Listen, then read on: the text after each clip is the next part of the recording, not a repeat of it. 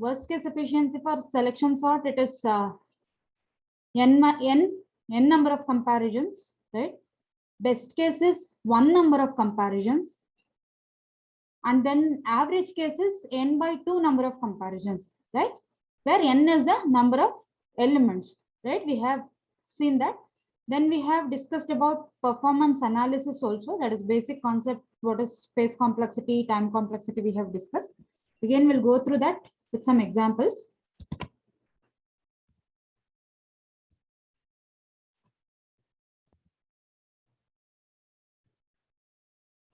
There are many criteria upon which we can judge an algorithm. For instance, does it do what we want it to do? We have discussed all this in the last class. I'm just repeating. Does it work correctly according to the original specifications of the task? Is there documentation that describes how to use it and how it works? Are procedures created in such a way that they perform logical subfunctions? Is the code readable? All this we have discussed, right? But these criteria usually important when we are writing the software, most especially for the large systems. When we are writing softwares, we have to check all this with space complexity and time complexity also. That is also very important. When you are using some app and if it is very slow, then we are not going to use it, isn't it? We go for faster apps. Similar to that. So including all these, we have to include space complexity and time complexity also.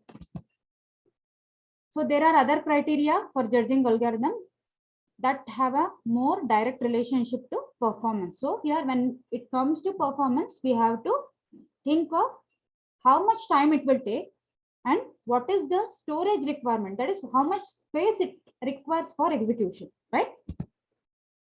The space complexity of an algorithm is the amount of memory it needs to run to completion.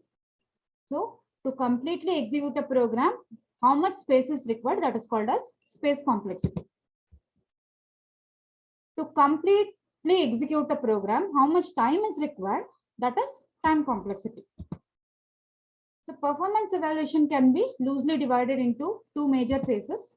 That is a priori estimates, usually called as performance analysis, and a posteriori testing, usually called as performance measurement. So performance analysis based on the algorithm. So we analyze that without executing it. That is performance analysis or priori estimates. Priori means prior to executing your program, we are checking it.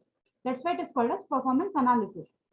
Posteriori testing means we are actually testing the algorithm by implementing using some program, any language, using any language like C, C++, Java, any language.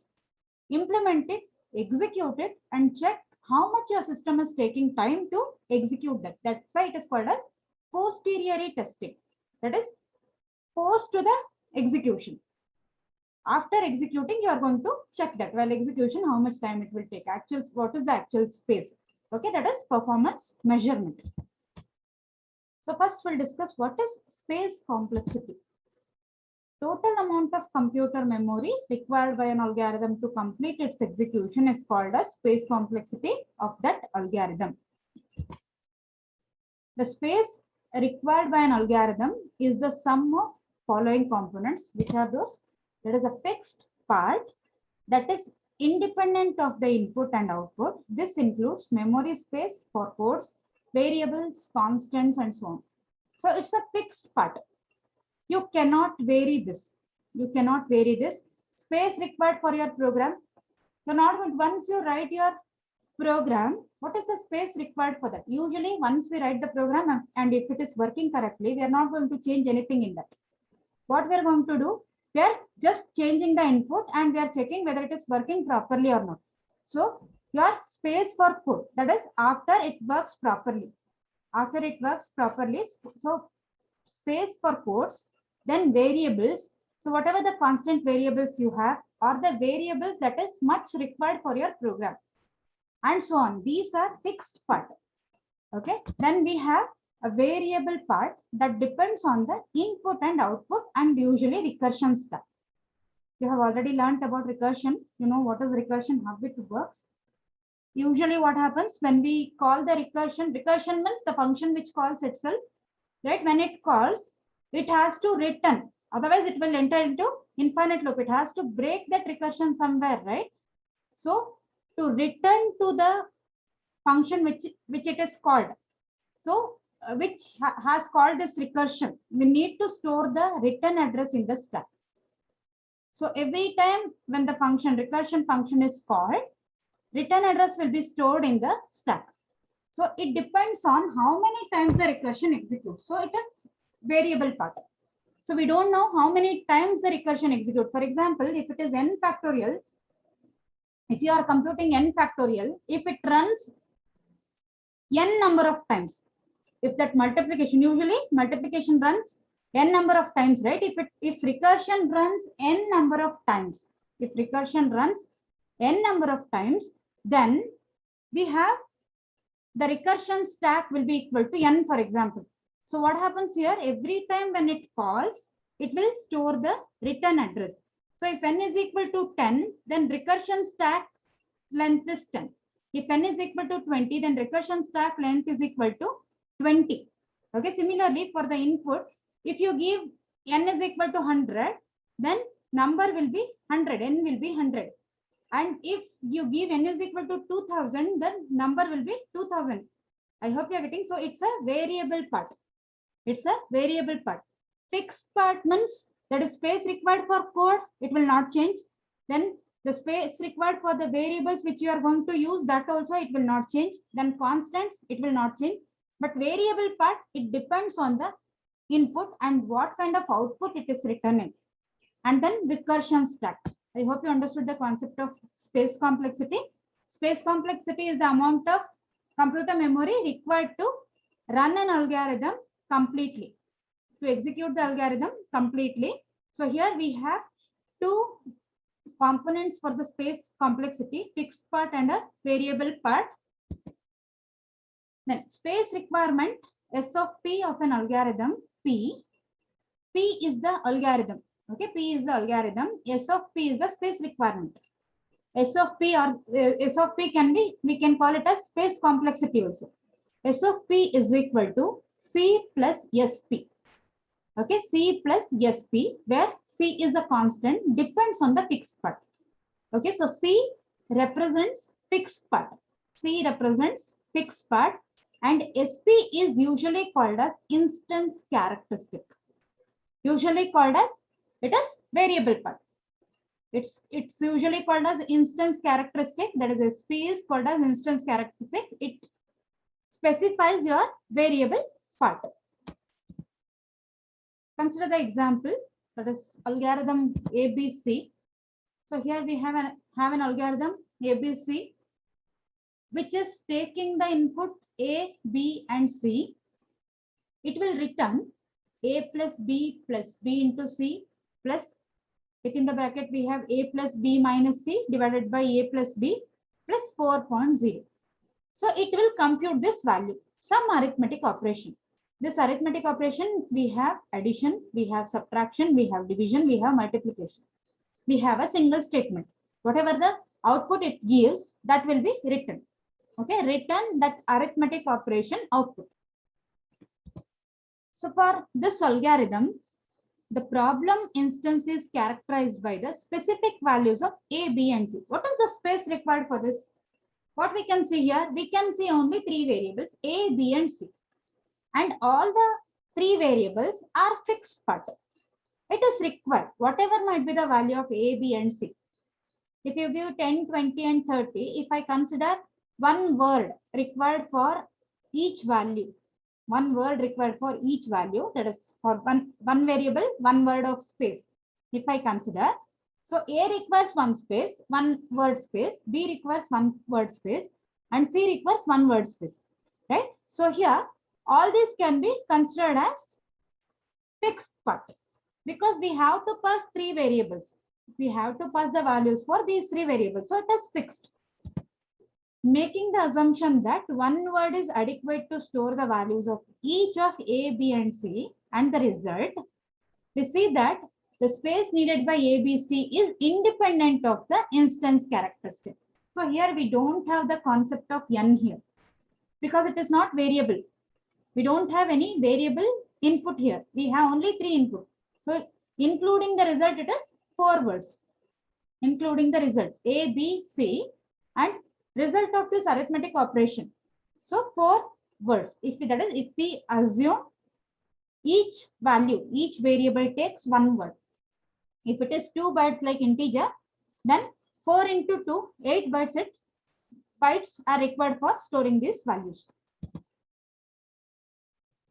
So SP of instance characteristics is equal to 0. SP of instance characteristics is equal to 0 because we don't have any variable part here. Then consider this algorithm, iterative function for sum. So sum, for this algorithm sum, we are passing A and N. A is an array of N number of elements. So S is in the variable S, we are going to store the result of summation. So S is equal to 0. That is 0.0 means it is, that is, you can assume that this is a floating point number addition. Okay, array contains floating point number. You can assume like that. That is, I told you while giving you the specification of algorithms, we are not going to specify what kind of input it will take. Again, it depends on the algorithm. By looking at the algorithm, we'll come to know that it might be integer, it might be floating point number, right? So here S is equal to 0.0 we have, that means we can assume that it is a array contains floating point numbers. So I is equal to 1 to n, do S is equal to S plus A of I, then return yes. We'll see how it works, then we'll check its space complexity. Okay, so start. We are going to pass array A to the sum. Then initially, so we have 1, 2, 3, 4, 5 values here. 2.3, 3.4, 4.5, 5.6, and 6.7. So here we have 5 values. So n is equal to 5. Okay, n is equal to 5. And array elements contains floating point number. Initially, S is equal to 0. So what happens here? The first process, what happens? We are going to check when I is equal to 1. I is equal to 1, first element. So it is 2.3. This 2.3 will be added to S. S is equal to S plus A of I. What is the value of S? It was 0. 0 plus 2.3. It is equal to 2.3. Okay. Then now S value has got changed. S is equal to 2.3 now. Now increment the value of I becomes 2. When I becomes 2, A of 2 is equal to 3.4. S is equal to 2.3 plus 3.4, which is equal to 5.7. Again, increment the value of I becomes 2. When I becomes 2, S is equal to 5.7 plus 4.5, which is equal to 10.2. That will be stored in S. Again, increment the value of I becomes 3. A of 4 here, because it started from I is equal to 1 here. Okay, by mistake I have left that 0 to n as it is, 0 to n minus 1 as it is. So it will be A of 4 according to your algorithm. So A of 4 will be added. So S is equal to 10.2 plus 5.6, which is equal to 15.8. Then I will be incremented. I is equal to 5. So A of 5 is 6.7. So it will be 15.8 plus 6.7, which is equal to 22.5. So this is how it works. When I will be incremented, I becomes 6 and it will come out of the loop. It will return the sum 22.5. This is how it works. I hope you understood the concept. Here instead of 0 to n minus 1, that is 0 to 4, you consider it as 1 to 5. Okay, you consider it as 1 to 5. Then this is the algorithm which we have discussed. It is iterative function. Why it is iterative function? Because we are using a for loop here. If we are using loop, then it is iterative function. If we are using recursion, it is a recursive function. Then the problem instance for the algorithm 1.6, that is this iterative function for sum, are characterized by n. It depends on the space required for the algorithm depends on how many number of elements we are passing, right? So are characterized by n, the number of elements to be summed. The space needed by n is one word. For storing that value n, it is one word since it is of type integer. Okay, it requires one word. Then the space needed by a is the space needed by variables of type array of floating point numbers. Array of floating point numbers. So n specifies how many number of elements we have. For example, in the previous slide we have discussed, we had 5 values. So n is equal to 5. So it's an integer number. To store that 5, we need one word. Okay, to store that 5, we need one word. Consider it as one word. And for floating point also, you consider it as one word, for example. Then 5 elements means 5 into one word, 5 words. Okay. This is at least n words. Okay, so when we have n number of elements, then it will be n words. Since A must be large enough to hold the n elements to be summed, so we obtained a sum of n greater than or equal to n plus 3. Okay, n plus 3. What is this n? N is number of elements in the array. N is number of elements in the array. And extra 3 words, it is for storing the value of n, storing the value of I, and storing the value of s. I hope you understood. So n is the number of elements to be stored. Number of elements to be stored. So array holds n number of elements. Array holds n number of elements. So n number of words, n. Okay. Plus 3 to store the value of n. To store the value of I for looping and to store the value of s. That is summation. Okay. So n plus 3 words is required for this, required by this algorithm. Okay. Then we'll discuss recursive function for the sum. So recursive function for sum, that is, it performs the same again. So it will add all the elements present in the array. So what is the recursive sum here? If n is less than or equal to 0, then return 0. Else return R sum of a comma n minus 1 plus a of n. If n is less than or equal to 0, then return the value 0. Okay, this is a condition for breaking the recursion. Else return R sum of a of n minus 1 plus a of n. So what we need to do? So we have to pass the array, then we have to specify, consider only n minus 1 number of elements, then add a of n to it. Okay, so we'll see how it works. So we are passing the elements 1, 2, 3, 4, and 5. So consider it is integer. If it is integer, so here in the algorithm, they have taken floating point array, but here we'll consider, for the example, we are going to consider integer here. So consider 1, 2, 3, 4, and 5. So when we call the R sum, R sum of a comma n we are passing. So entire array I am passing 1, 2, 3, 4, 5, and value of n is equal to 5 here. 5 elements we have, so n is equal to 5. Then, which in turn it will check whether n is less than or equal to 0. N is not less than 0 because n number of elements we are passing is 5. We are passing 5 elements, right? So it is not equal to 0. So it will call, it will go to else part and it will call R sum of a comma n minus 1. So n minus 1 means here we are going to pass 4 elements now. 1, 2, 3, 4. Actually, we will be passing all the 5 elements, but it is going to consider only 4 elements because you are specifying n minus 1. So 5 minus 1 is equal to 4. So it is going to consider only 4 elements. 1, 2, 3, 4. Then what is a of n? A of 5 is 5. So plus 5. Then again, when we are calling this R sum with 4 values, again it will call the function. So again, this array will be taken only 3 values again, 4 values. Again, it will call, it will check with the value of n. N is equal to 4 now. It is not less than 0.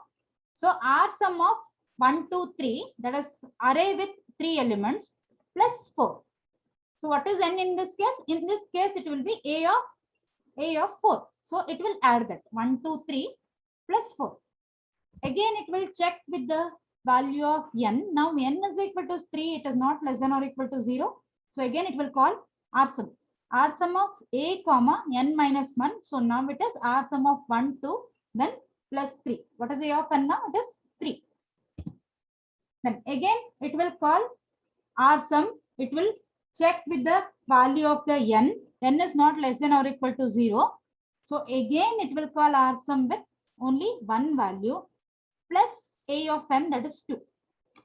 Again we are passing only one value. Again it is not less than or equal to 0. Right? So R sum of, it will return R sum of A now with the 0 value, because n becomes 0 with the 0 value and previous value, that is A of n. What is that A of n? It is 1. So R sum of 0 plus 1. Then once this n becomes 0, it will return 0. When we call R sum with n value is equal to 0, what happens? If n is less than or equal to 0, in this case n is equal to 0, so it will return the value 0. It will return the value 0. Then it will add that value. R sum of 0 is 0. 0 plus 1, which is equal to 1. This is where the return address works. Okay, it will fetch the return address from the stack and it will return to that address. Where it will return? Wherever it has called. So this R sum of 0 is called by R sum of 1. Right? So it will return there. 1 will be returned there. Now 1 plus 2 is equal to 3. This 3 will be returned to the previous call. Okay. Then this 3 plus 3 becomes 6. Then the 6 will be returned to the previous call. So 6 plus 4, which is equal to 10. This 10 will be returned to the previous call. So 10 plus 5, which is equal to 15. And this will be returned to the main function. Okay, this will be returned to the main function from where we have called this R sum. Okay. Then this is the R sum function which we have discussed just now. So here instance characteristic, again we are going to consider it as n. Then the recursion stack space includes space for the formal parameters, that is n. And then address of the base address of the array A. Okay, so this is formal parameters because we are passing A and n, right? So it will hold the address of base address of this array A and then n, number of elements in the array which we are going to pass. Then the local variables, here we don't have any local variables, and the return address. Return address, obviously we require return address. So here for each call we need space for 3 variables. One is address of A, another one is value to, that is space to hold the value of n, and another one is the return address. Return address. So 3 values we need. Then assume that the return address requires only 1 word of memory. Each call to R sum requires at least 3 words. At least 3 words. This is the fixed part. Okay, this is the fixed part, that is including space for the values of n, the return address, and a pointer to A. Since the depth of recursion is n plus 1, it will be called n plus 1 number of times. N number of times for this if condition to be true. Okay, and 1 number of times when this if condition becomes false, that is when n becomes 0. When n becomes 0, one more recursion we need. So it is n plus 1 recursion. The recursion stack space needed is greater than or equal to 3 into n plus 1. What is this 3 into n plus 1? So that is the at least 3 words required by each call. Okay, 3 words required by each call, and this n plus 1, it is required to, that is number of time when it calls. To call number of times for n plus 1. So n plus 1 number of times it will call, and each call requires 3 words here. Okay, each call requires 3 words here. I hope you're getting. N plus 1 number of times we are calling, and each call requires 3 words. So it is 3 into n plus 1. So that is about space complexity. With 3 examples we have discussed. One is the simple example